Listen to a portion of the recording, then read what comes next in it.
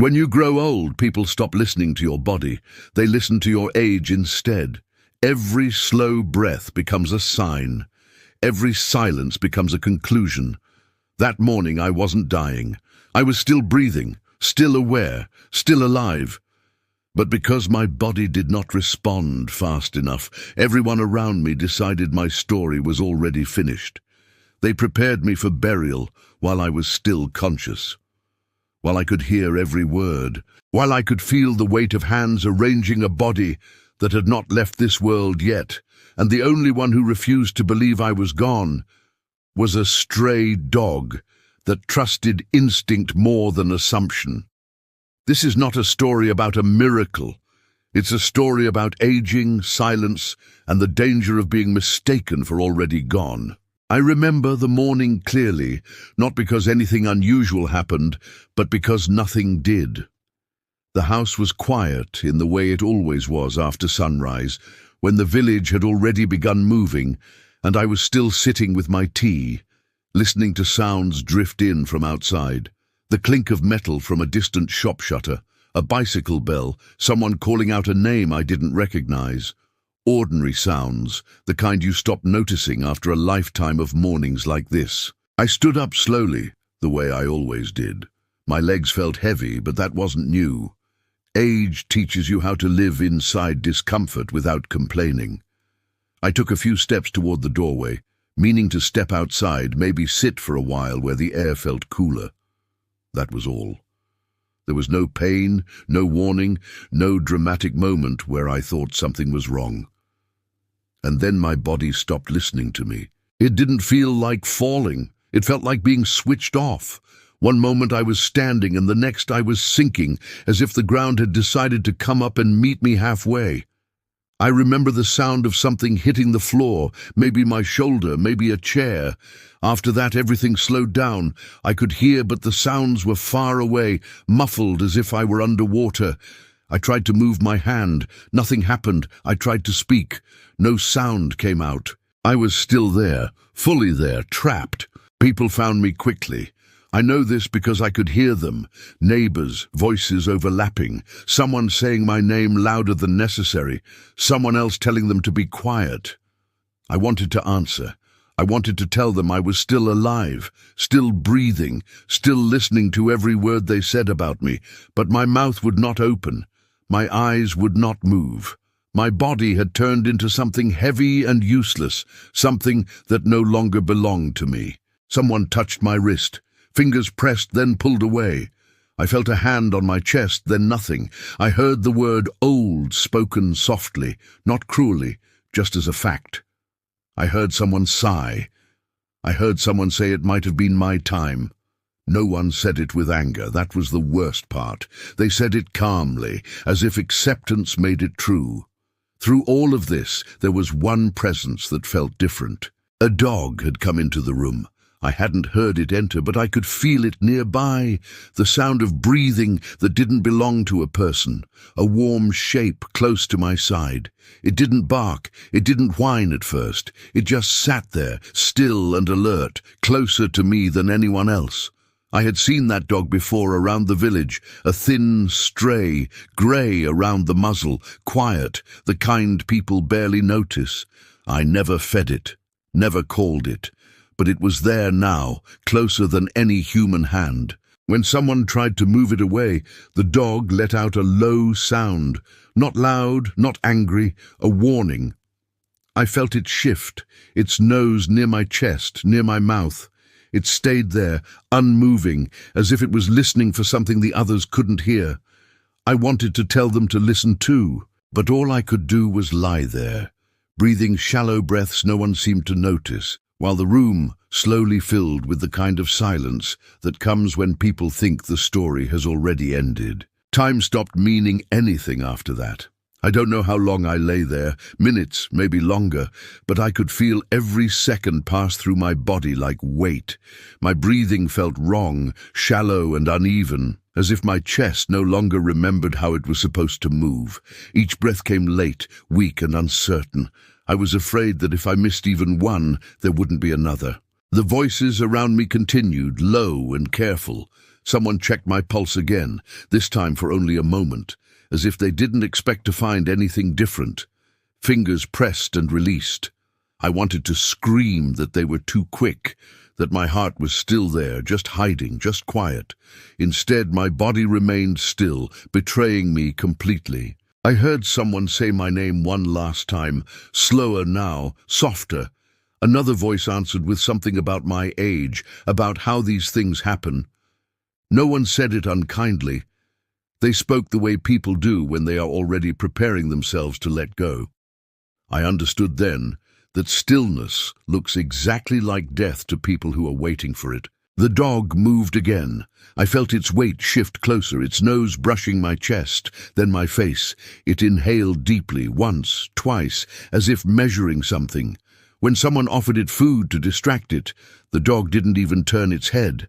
It stayed focused on me, ears low, body tense. A soft whining sound came from its throat, not panic, not fear, but insistence, the kind of sound that means something is wrong. Someone laughed quietly and said the dog was confused, that it didn't understand. I wanted to tell them the opposite was true. The dog understood more than anyone in that room. My breathing changed then, just for a moment. I felt it happen. A brief tightening in my chest, a strange pause before the next breath arrived. It scared me, even though no one else noticed. But the dog noticed. It stood up suddenly, placing its front paws against my side, nose pressed close to my mouth, breathing fast now. Its body blocked the light for a second, casting a shadow across my face. That was when someone decided the dog needed to be taken outside. Hands pulled it away. The dog resisted, not with teeth or force, but with weight, planting itself stubbornly before being dragged back. I felt the warmth leave my side as it was pushed out of the room. The door closed, the house went quiet again.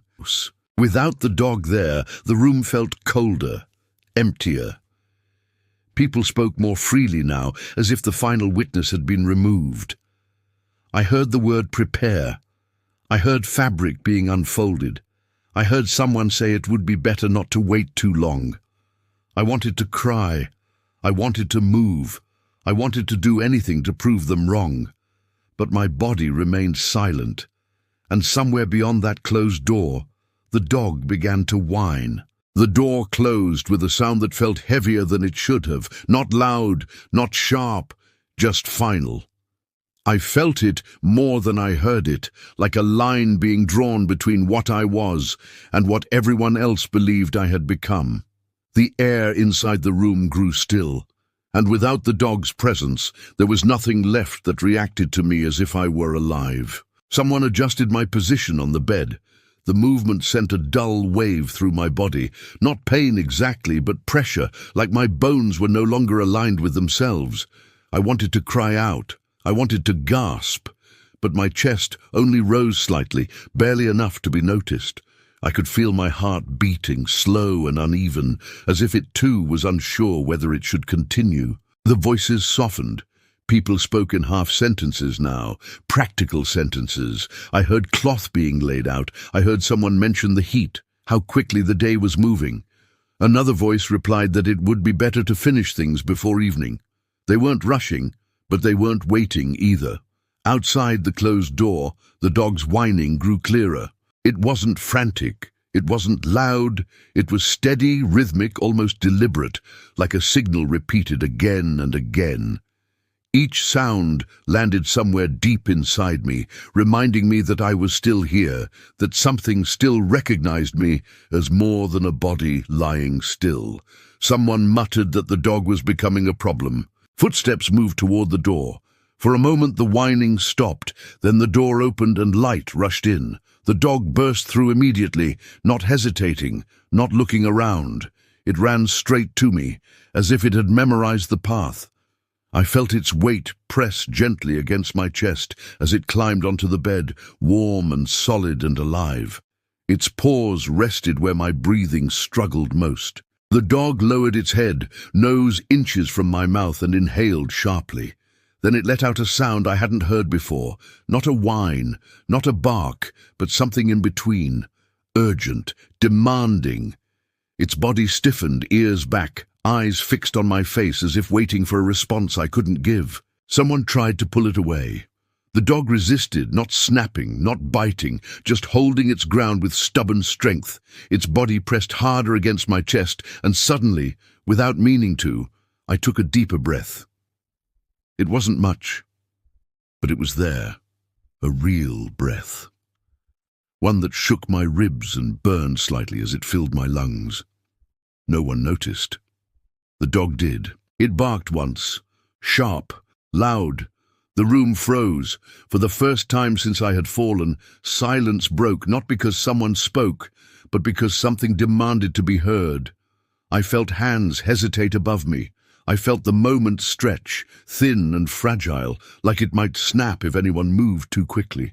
Then someone said it again, quietly this time, that there was no point waiting. The dog was pulled away, harder now. It barked again, twisting toward me as it was dragged back. I felt the warmth leave my chest, the pressure lift, and with it, that brief, dangerous sense of being held to the world. The door closed once more. This time, the whining outside didn't stop, and inside the room they began to prepare my body as if the decision had already been made. Once the door closed again, everything changed in a way I could feel but could not stop. The room shifted from waiting to deciding. The voices lost their uncertainty. They spoke with the calm confidence of people who believe the hardest part is already over. Someone said my name one last time, gently, like a goodbye rather than a question. No one waited for an answer. Hands moved over me with purpose now. My arms were straightened, my legs adjusted. Cloth was drawn up over my chest, smoothing me into stillness. Each movement told the same story. They were no longer checking for signs. They were arranging an ending. Inside my body, panic rose slowly, not sharp, not loud, but heavy. I tried to force a breath to make my chest rise enough for someone to see. It came out weak, almost invisible, swallowed by the quiet of the room. I wanted to fight. I couldn't. Outside, the dog's sounds grew louder, not barking yet, just pacing, nails clicking against the floor, a low, restless noise that slipped under the door and into the room. Someone complained about it. Someone else said it would calm down once everything was finished. The words finished, and everything settled over me like weight. They lifted me then. The sudden change in position made my head tilt forward, my neck strain. Darkness crept in at the edges of my awareness, thicker than before. I felt myself slipping, not into sleep, but into something colder. The dog barked sharply outside once, then again. The sound cut through the air, urgent and wrong, but no one stopped. They carried me out of the house. I could feel the air change on my skin, warmer, brighter. The sun was higher now. I heard footsteps on dirt, the sound of voices following close behind. The dog was there. I knew it was, moving with us, barking now without pause. Someone shouted at it to go away. Someone swung a hand. I felt a brief jolt as my body shifted, then steadied again. The dog didn't leave. It followed as they carried me down the familiar path, past places I had walked 1,000 times, while alive in ways they no longer believed I was. My body lay still in their arms, silent, obedient, convincing. Inside, I clung to the smallest sensations. The sway of movement, the warmth of sunlight, the echo of barking behind us, anything that reminded me I was not gone yet. When they set me down again, the ground beneath me felt different, cooler, softer. The air smelled of earth and stone. Even without seeing, I knew where we were. The cemetery. Someone crossed themselves. Someone sighed. Someone said it was better this way. They laid me down carefully, respectfully, the way people treat what they think is no longer living. The dog's barking turned wild then, sharp, relentless, breaking through the quiet like something refusing to be ignored. I lay there, alive inside a body everyone had already given up on, listening as the world prepared to move on without me. And that was when the dog finally broke free. The ground beneath me was cool against my back, softer than the floor at home, uneven in a way my body noticed even if it could not respond. I could smell earth, damp soil, crushed grass, the faint bitterness of old stone. Sounds carried differently here. Voices felt farther away, as if the air itself had decided to step back and watch. I was still breathing. I knew that with a certainty that terrified me. Each breath was shallow and delayed, arriving like it had to search for me before it could find its way in. I wanted to take a deep one, a loud one, anything that would force them to look again, but my chest barely moved. I lay there, aware of everything and unable to claim any of it. Someone said a short prayer, someone else cleared their throat. There was no rush, but there was no doubt either. They believed the waiting was over. Then the dog reached me. I felt it before I heard it. A sudden weight on my chest, not heavy enough to hurt, but firm, deliberate, warm, alive. Its paws pressed against me, right where my breathing struggled most. Its face came close to mine, hot breath rushing over my lips and nose, fast and urgent. The dog licked my cheek once, then again, rough and insistent, as if trying to pull me back through my skin. It barked. Not a warning this time, not a protest. A sharp, cutting sound that shattered the quiet of the place, the kind of bark that says, "Stop." It barked again, louder, and then again, without pause. I felt its body tense, muscles rigid, refusing to move away from me. Someone shouted. Someone stepped forward. Hands reached for the dog, but it snapped, not at skin, not to harm, just enough to make them hesitate. In that hesitation, something happened inside my body. A breath came that was deeper than the others. It burned as it filled my lungs, sudden and painful. I heard it. So did they. The barking stopped for half a second, long enough for someone to lean closer, long enough for a hand to hover near my face. Fingers brushed my neck again, this time not briefly, not carelessly. I felt pressure, then a sharp intake of breath from someone standing above me. "He's warm," a voice said, no longer calm. The dog barked once more, victorious, and stepped back just enough to let them see me. Everything broke at once after that. Voices overlapped. Someone shouted for help. Someone else said my name like it was the first time they were saying it. Hands moved quickly now, not arranging, not preparing, but trying to keep me here. As they lifted me again, the dog stayed close, pacing, whining, eyes never leaving my face. I wanted to look back at it, to thank it, to tell it I was still here because of it. My eyes didn't move. My mouth stayed closed, but my breathing did not stop. And that was enough to change everything. After that moment, everything moved faster than my body could understand. The quiet certainty that had surrounded me only minutes before shattered into urgency. I was lifted again, but this time the hands trembled, not with grief, but with fear and disbelief. Someone kept saying my name over and over, louder each time, as if volume alone could pull me back. Air rushed past my face as they carried me, and I felt the ground disappear beneath me, replaced by the hard, unfamiliar surface of something metal. Voices blurred into fragments. "Call now. He's breathing. Don't stop," each word colliding with the next. My chest hurt with every breath, not pain exactly, but effort, like breathing had become something I had to relearn from the beginning.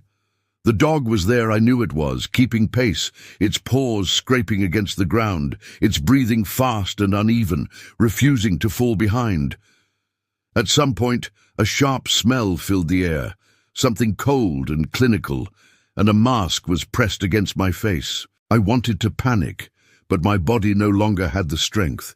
Darkness crept in again, heavier this time, but different from before. This darkness didn't feel like being abandoned.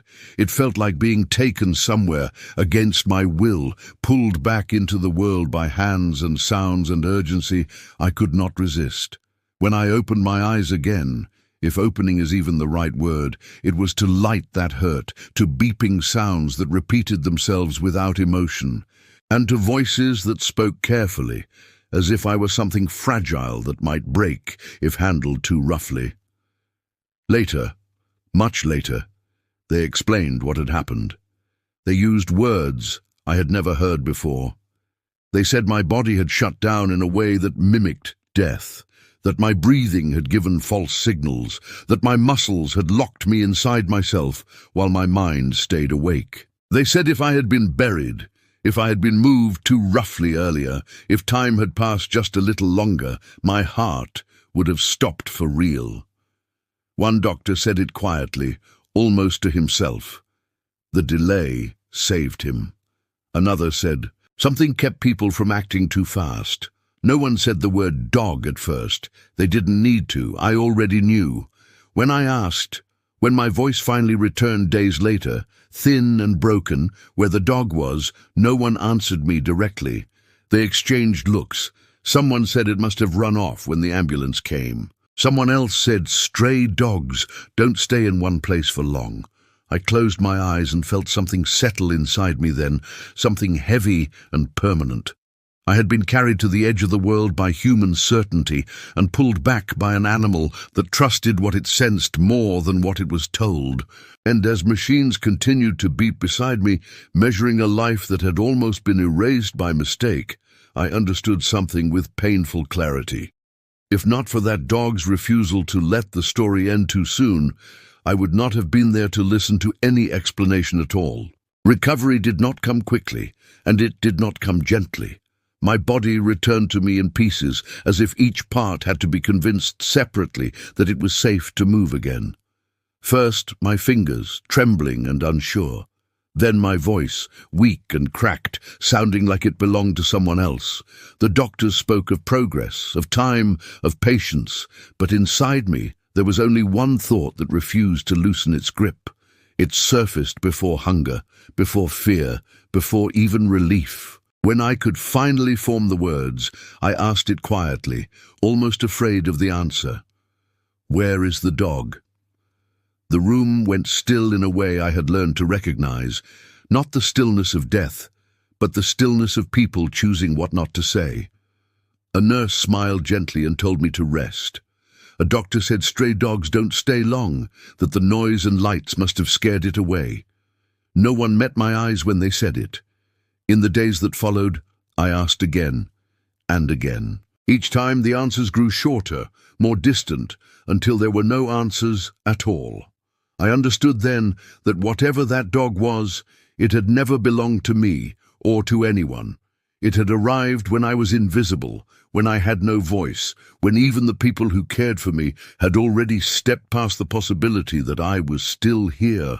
And once its work was done, it had left without waiting for gratitude or recognition. When I was finally allowed to sit by a window, I watched the road outside the hospital for hours, scanning faces, shadows, movement, half expecting to see a familiar thin shape pause and look back at me one last time. It never did. Life outside continued with the same indifference it always had. People walking past, dogs wandering through gaps in fences, stories beginning and ending without notice. I survived, everyone said that word, as if it explained everything.